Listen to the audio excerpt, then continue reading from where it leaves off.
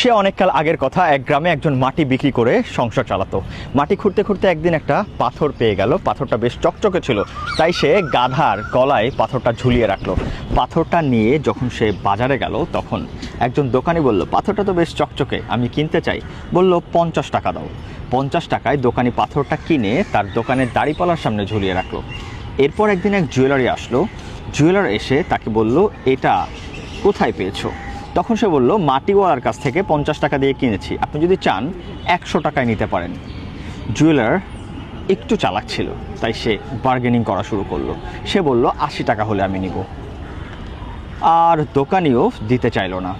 Jeweller ভাবলো পরের দিনে সে নিয়ে নিব।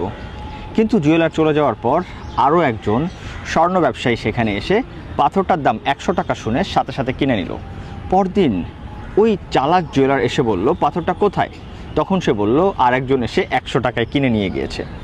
তখন জুয়েলার বলল, তুমি কত বোকা, এটা ছিল একটা অমূল্য হীরা, তুমি এটা 100 টাকায় বিক্রি করে দিয়েছো। তখন দোকানি হাসলো, হেসে বলল, বোকা আমি না, বোকা আপনি। কারণ আমি জানতাম না এটা অমূল্য হীরা, কিন্তু আপনি জানতেন। আপনি 20 টাকার জন্য এটা না নিয়ে চলে গিয়েছেন। Yes, this is the point.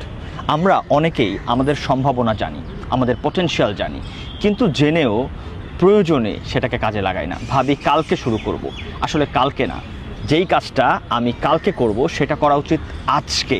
আর আজকে যেটা করব, ইয়েস, ভিডিওটা বন্ধ করে এখনই সেটা করা উচিত। এটাই সায়েন্স।